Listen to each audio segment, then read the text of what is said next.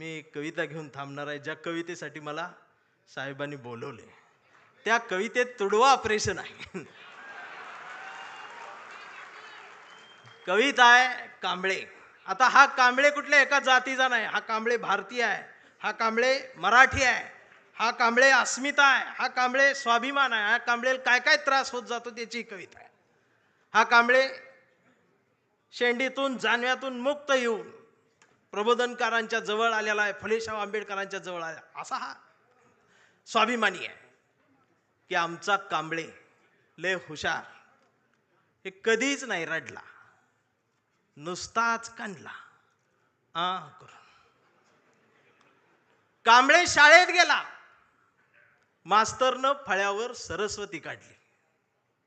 कांबळे शाळेत गेला, मास्तरनं फळ्यावर सरस्वती काढली, पण कांबळेनं पाटीवर सावित्री काढली. मग मास्तरनं चिडून कांबळेला असा तुडवला, असा तुडवला, असा तुडवला, पण कांबळे नाही रडला, नुसताच कांडला. करो कांबळे वयात आला, विशीत आला, मिशीत आला, कांबळे गुलाबी झाला आणि तिच्या प्रेमात पडला. मग तिनं विचारली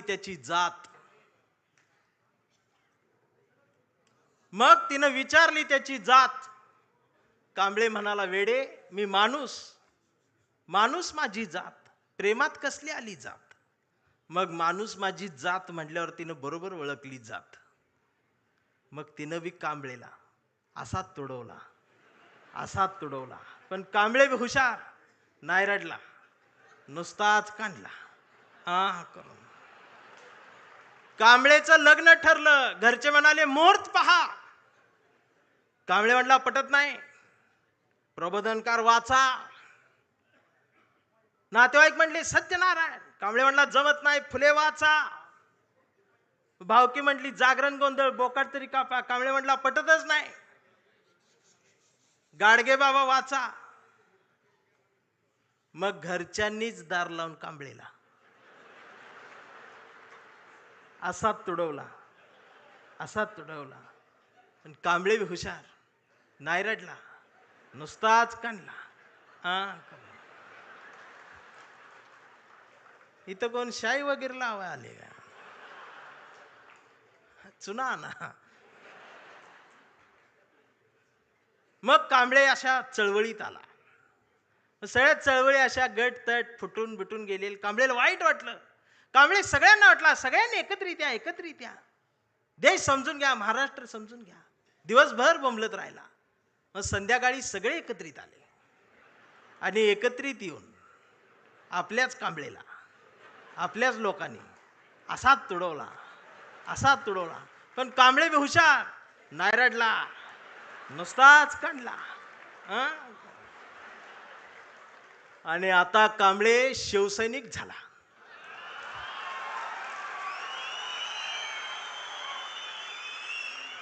आता कांबळे शिवसैनिक झाला, शहाणा झाला,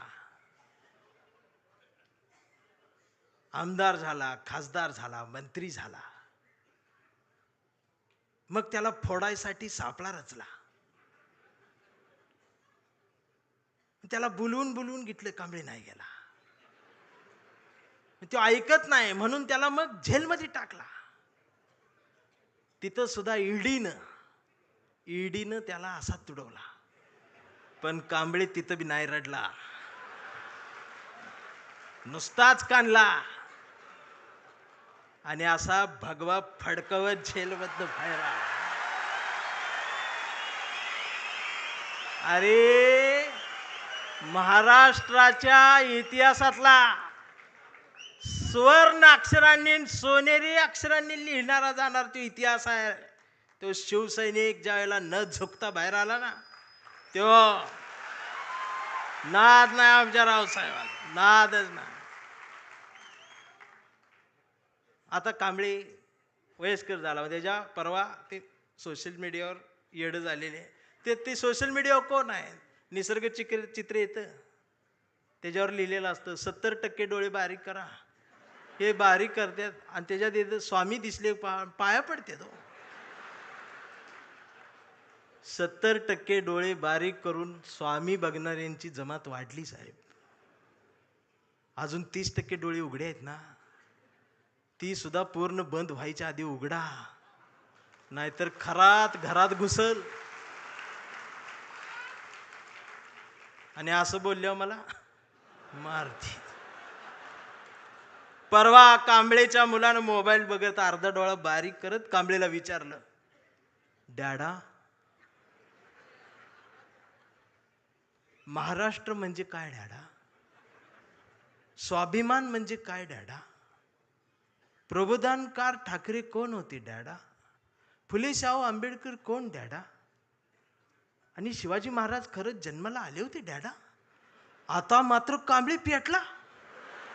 अरार म्हटला, गावभर पेरलं आणि घरातच नाही उगवलं.